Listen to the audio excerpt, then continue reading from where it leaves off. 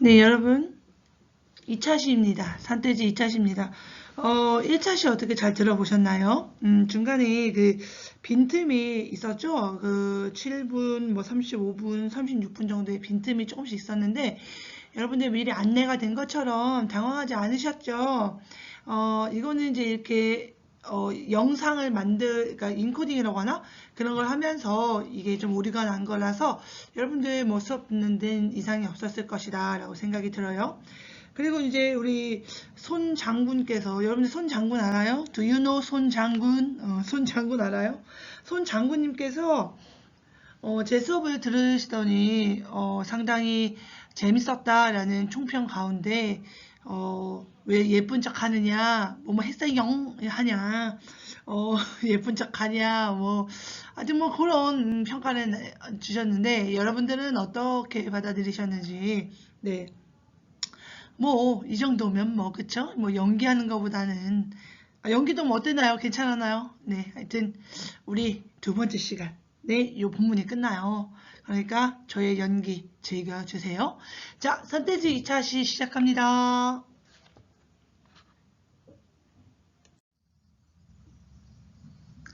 네, 여러분 237쪽부터 이제 여러분들 238쪽에 그 다섯 번째 줄까지는 무대 지시문이 될 수 있어요. 그러니까 무대에 이제 어떻게 무대 배경과 그리고 그 안에서 일어나는 그 여러 가지들을 설명하는 무대 위의 이야기를 쓰고 있기 때문에 무대 지시문이 될 수 있거든요. 그래서 무대가 어떻게 꾸며지는지 그리고 이야기가 어떻게 전환되는지 여기서 보도록 하겠습니다. 노래가 이어가는 동안 원봉이는 잠들고 무대는 어두워진다 라고 되어 있죠. 자, 지금은 우리가 중략 다음에 그 중략 전에는 뭐 아파서 최영선의 간호를 받다가 잠이 들고 과거에 일어난 일을 꿈으로 꾸는데 이제 그 꿈의 장면이 시작이 되는 거예요. 그래서 노래가 이어가는 동안 원봉이는 잠들고 무대는 어두워진다라고 되는 부분에서 이 장면이 몽환, 꿈의 장면으로 전환되는구나 라고 아시면 되겠습니다.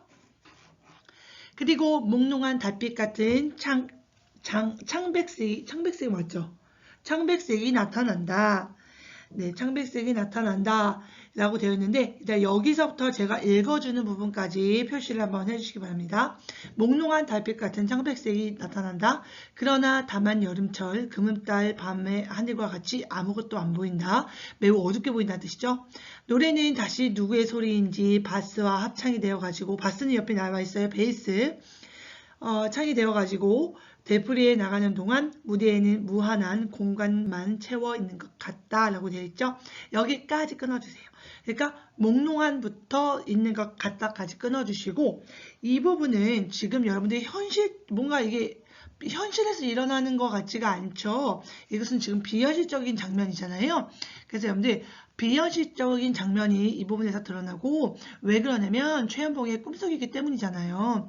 여러분들 꿈을 꾸시는 친구들 꿈 많이 꿔봐서 알잖아요. 꿈이 꼭 이렇게 연결이 되던가요? 저도 막 연결이 안 되고 막 그러거든요. 근데 막 있을 법하지도 않은 일들이 막 일어나고 그쵸? 저 같은 경우는 막 뭐 연예인 꿈 맨날 꾸고 연예인이 막 나 좋다고 쫓아다니고 이거 자체가 비현실적이죠. 그쵸? 연예인이 저 좋다고 쫓아다닌다면 제가 여기서 여러분들 이렇게 문학을 가르치고 있을까요? 연예인 뭐 무슨 얘기를 하는 거죠? 하여튼간에 네. 자, 하여튼 이렇게 비현실적인 장면 그래서 꿈속이기 때문에 그렇다라는 부분입니다. 그 다음에 보시면 몇 번 노래가 되풀이해 가다가 제1절이 끝나기 전부터 창백색이 좀 밝아온다. 그러고 나타나는 것은 병실 대신에 우리 요 전에 병실이었죠. 그러니까 그 최은봉이 아파서 누워있던 그 병실 아니었잖아요. 근데 그 병실 대신에 동한중 벌판이 나타난다. 어떤 하나의 실내였다면 이제 요 부분부터 몽환 장면으로 바뀌면부터 큰 벌판, 엄청 넓은 이 땅, 밖에가 공간이 되는 거죠. 그래서 이 부분에서 동안중이라는 말은 겨울철의 추위를 이야기하면서 계절적인 배경을 이야기하고 그 다음에 벌판은 몽환 장면의 공간적인 배경이 드러나고 있는 부분입니다. 완경사의 야산이 나지막해져 온 곳 중복의 무대가 놓인 셈이다. 왼편으로 숲, 잡목, 오른편으로 언덕, 여기저기 석총 옆에 나와 있죠. 무덤.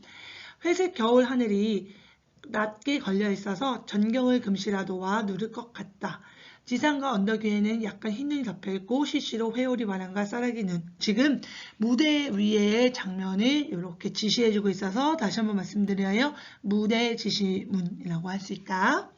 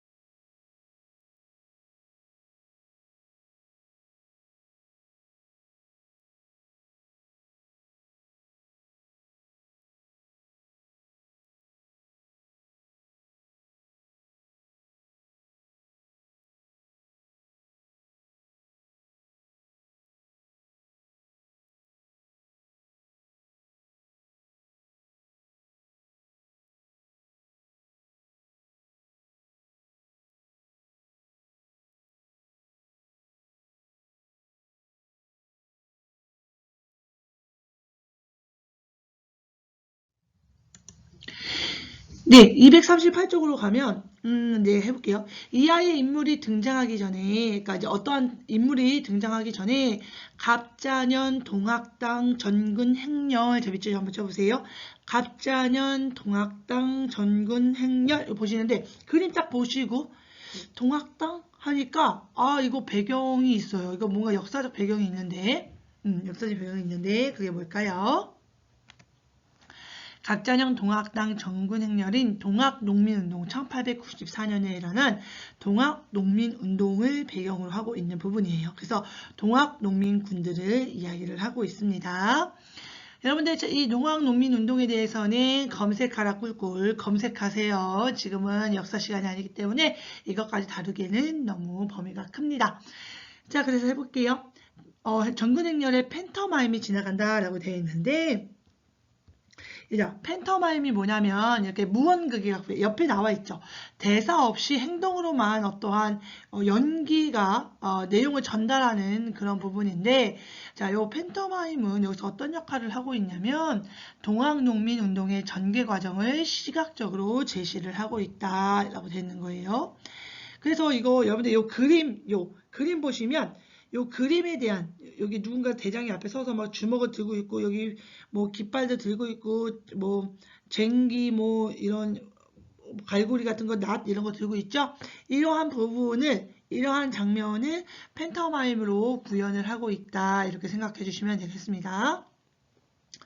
5만년 수은대의 글자를 쓴 오색 기치를 선두로 도중에 어깨에는 궁을 등에는 동심의맹이라 박은 335의 일대라고 되어 있어요. 일단 궁을은 여기 지금 보시는 요 그림 있죠.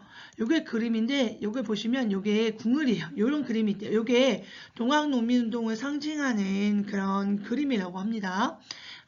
그리고 동심의맹은 제가 따로 필기를 준비하지 않았는데 동심의맹은 함께하는 의로운 맹세 함께하는 의로운 맹세라는 뜻으로 동학군이 내세웠던 구호래요. 그래서 동심의맹 이렇게 하는 그런 것을 이야기한답니다. 그래서 요 그림에서 보는 장면에서 이제 궁을도 보여지고 동심의맹도 보이고 뭐 이런 부분을 나타내고 있는 팬터마임이다라는 거예요. 환희와 서계와 격려와 혹은 혼란을 표시하는 팬터마임.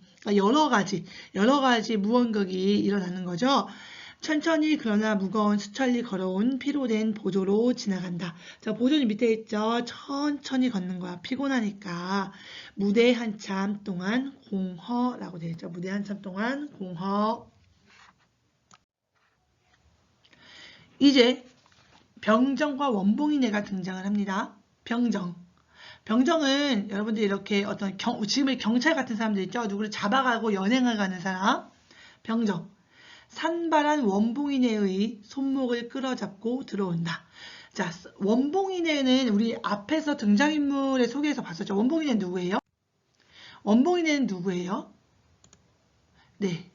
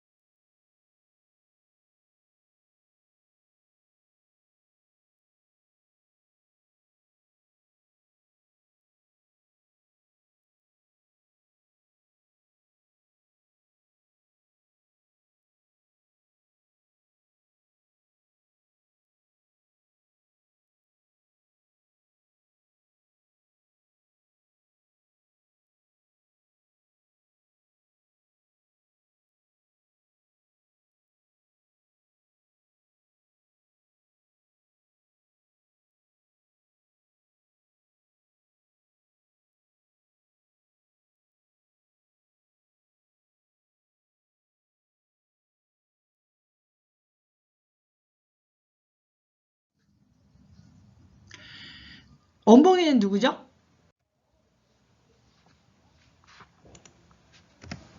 그죠? 최연봉의 생모죠. 최연봉을 직접 낳아준 어머니죠. 그래서 산발을 했어요. 지금 뭔가 모진 고문 같은 걸 당한 거예요. 잡혀가지고. 그래서 손목을 끌고 자꾸 들어온다. 썩썩 걸어라. 너하고 같이 가다가 너 얼어 죽겠다. 원봉이네. 비틀비틀하며 뭔가 몸이 좋지 않다는 뜻이죠. 제발 살려주시오. 죽으면 죽었지. 다시는 더 못 나가겠습니다. 목맨 소리로 제발 적선 좀 해주시오.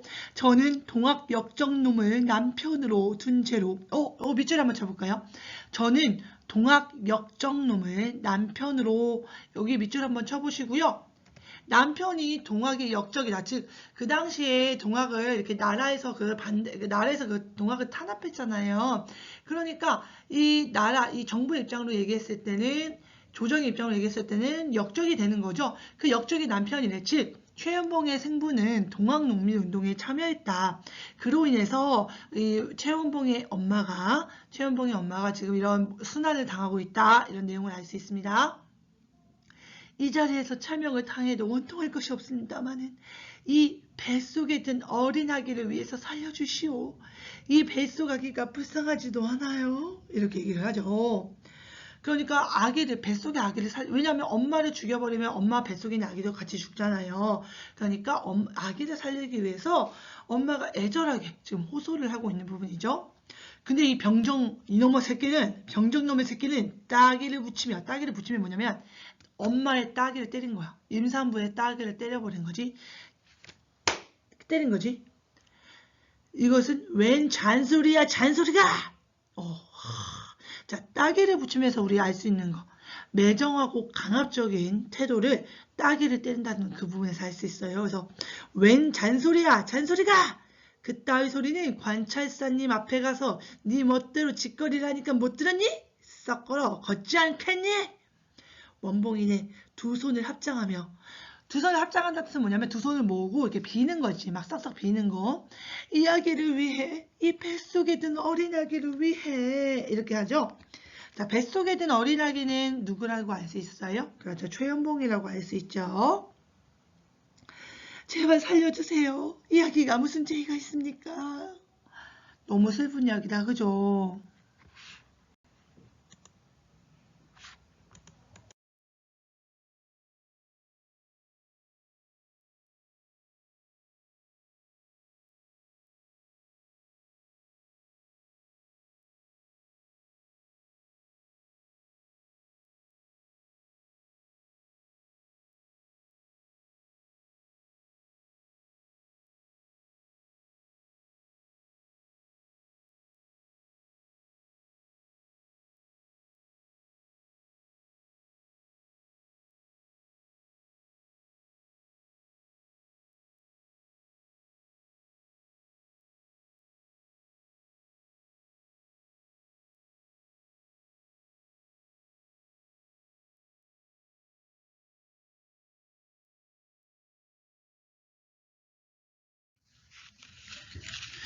다음 장으로 넘어가기 전에 우리 질문에 답해 볼까요?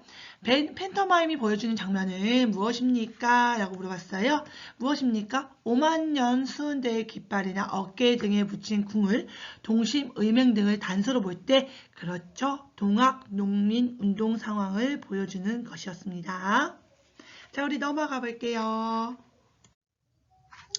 239쪽입니다.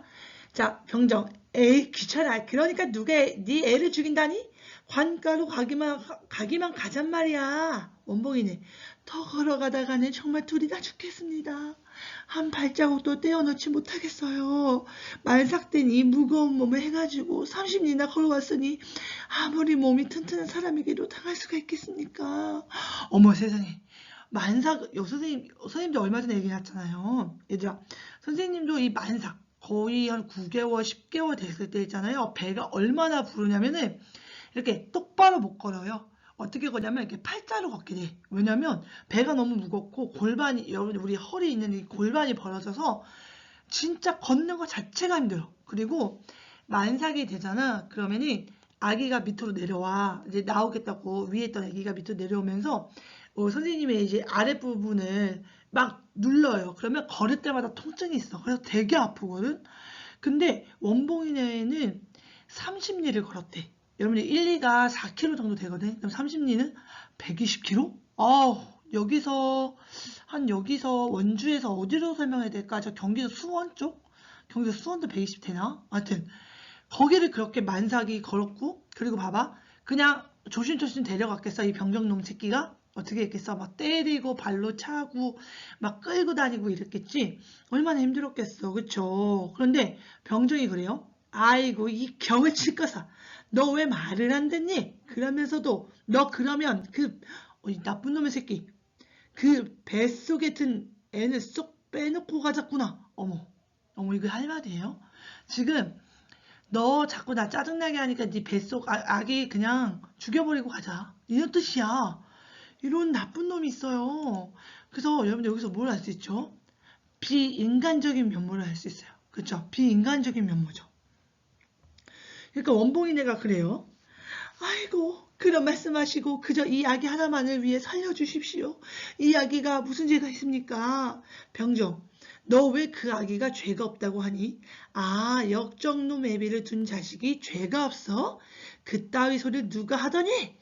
사문난적 밑에 나와 있어. 성리학에서 교리를 어지럽히고 사상에 어긋나는 언행을 한 사람들을 이르는 말이야. 그래서 사문난적이라는 죄명을 모르니 경을 칠 것 같으니 하면서 세상에 만삭인 임산부한테 발길질을 해요. 폭력적인 부분을 볼 수가 있죠.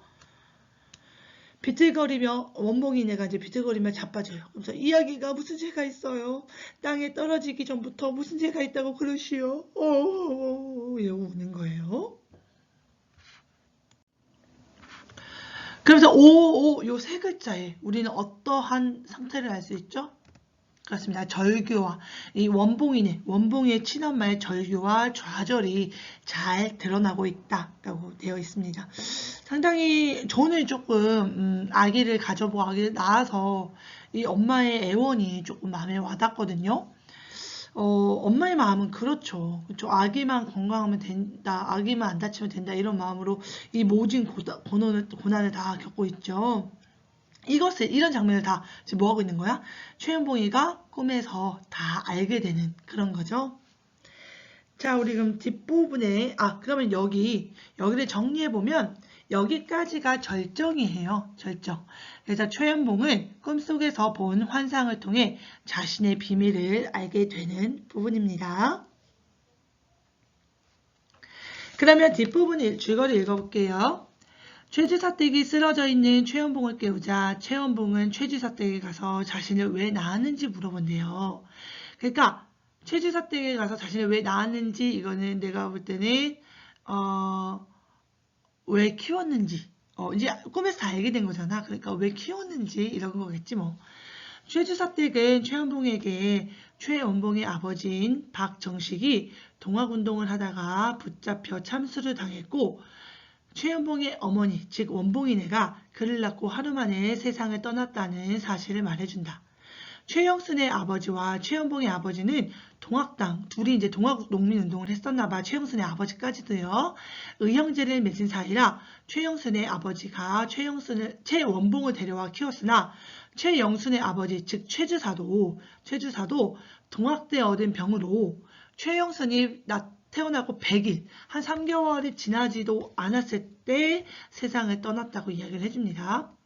최주사댁은 자신도 처음에는 남편의 유언대로 최연봉과 최영순을 부부로 맺어주려고 했어요. 그러니까 그 최연봉의 아버지하고 최영순의 아버지가 이제 친한 친구였으니까 둘이 이제 서로 사돈을 맺고 싶었던 거죠. 그랬는데 가정의 혼란을 막기 위해, 그쵸? 왜요? 최연봉은 최주사와 최주사댁을 엄마 아빠로 알고 컸잖아요. 그러니까 이 남매를 결혼시키면 안 되잖아요. 그리고 나중에 사실은 네가 내 아이가 아니다, 따당, 출생의 비밀, 따당, 이렇게 나오면 너무 혼란이 되니까 그냥 아예 묻어버리고 차라리 그냥 최영순을 다른 남자들 시집을 보내면 더 간단한 문제니까 그렇게 하려고 했던 거예요. 차역과 맺어지려고 했음에도 고백한다. 최연봉은 최주사댁을 비난하고 최주사댁은 모든 것이 동학에서 잘못되었다고 절규한다. 오, 결국 최영수는 차역과 약혼을 하고요. 근데 보세요. 이후 일본에 갔던 정수기, 이 여자의 행동을 보세요. 최연봉을 간호하겠다고 이제서 찾아온대요. 최연봉은 정숙의 마음을 거절하고 잘했다, 최연봉. 병이 난 최연봉은 최영순의 결혼에도 우호적인 관심을 보이고 정숙과도 각자 나아갈 삶의 방향에 대해 이야기를 나눈다 하면서 약간의 해피엔딩, 뭔가 긍정적인 결말로 끝을 맺고 있습니다. 그래서 여러분들 이 부분에서는 표현주의 기법, 특히 절정 부분이 전체가 그랬죠. 그러니까 꿈꾸는 부분이 표현주의 기법이었다. 표현주의 기법은 여러분들 1차 시 때 알려드렸어요.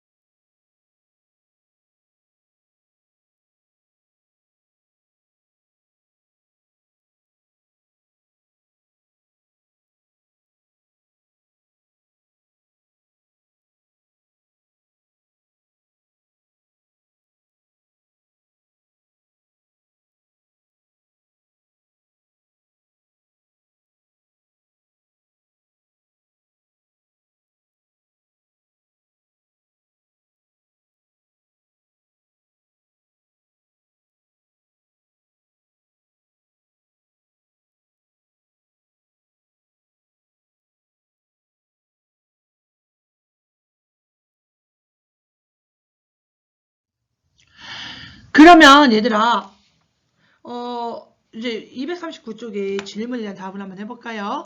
최연봉의 친아버지에 대해 알 수 있는 것은 무엇입니까? 그렇죠. 두 분 다 최연봉의 친아버지 이름 알고 있어서 박정식은 동학농민운동을 하였습니다. 그렇죠. 자, 그렇다면 여러분들 이 작품을 이제 본문이 끝났으니까 핵심 정리를 한번 해볼까요? 네, 이 작품을 장막극이면서 표현주의 극입니다. 그리고 성격은 실험적, 상징적이고요. 표현주의 때문에 이게 몽환적이고 비현실적인 그런 내용 때문에 실험적과 상징적이라고 말할 수 있습니다. 배경은 1920년대 서울 근교의 어떤 군 읍내고요. 제재는 일제강점기 지식인의 삶을 다루고 있죠. 주제는 식민지 지식인의 새로운 삶의 방향, 모색과 좌절이고 특징을 보시면 최초의 우리나라의 표현주의 극이고 상징적인 수법을 사용하여 인물의 심리를 잘 드러내고 있다. 그래서 뭐 산돼지다, 들돼지다, 뭐 어쩌고 그런 내용 상징적인 수법을 사용하고 있죠. 네, 여러분, 그럼 이 작품의 전체 구성을 한번 살펴볼게요. 네, 여러분들 이 전체 구성을 보시면 뭔가 조금 이상하다. 어디서 많이 봤는데 뭐가 다르다. 그죠? 여러분들 이것은 희곡이잖아요. 희곡은 소설의 구성 단계와는 다릅니다. 비슷하면서 달라요. 발단과 전개는 같지만 절정까지는 같지만 이 하강과 대단원이라고 되어 있죠. 원래는 발단, 전개, 위기, 절정, 결말이 소설의 구성 단계잖아요. 근데 이 희곡은 발단, 전개, 위기 없고 그냥 절정, 그 다음에 절정에 올라갔다 내려와. 그래서 하강, 그리고 이제 결말은 대단원에 막을 내린다 하는 대단원으로 구성이 되어 있다. 그래서 소설의 구성 단계는 좀 다릅니다. 자, 발단에서는 최연봉은 공금을 사용하다가 해임될 위기에 처하고 이를 덮어주려는 차역과 싸우죠. 이 부분은 우리가 앞부분의 줄거리라고 해서 배웠습니다. 두 번째 전개를 보시면 차역과 최영순이 교제하자 최연봉은 최주사 때과도 갈등을 겪는다. 자, 이 부분은 여러분들 우리 본문에서 볼 수 있었습니다. 절정 보시면 최연봉은 꿈속에서 자신의 출생의 비밀을 알게 되고, 자, 여기까지가 우리 본문에서 봤었고요. 자신의 사명과 현실 사이에서 고뇌한다. 이 부분은 이제 뒷부분의 줄거리로 생략되어 있습니다. 대단원은 병에서 회복된 최연봉은 돌아온 애인 정숙과 각자의 앞날에 대해 대화를 나누고 뭐 열린 결말로 끝나고 있습니다. 뭐 결혼했는지 안 했는지 몰라요. 어느새 수업이 이렇게 마무리가 되네요. 오늘은 여기까지입니다. 다음 선택지 마지막 시간에 만나자. 꼴꼴 꼴꼴 꼴꼴 안녕.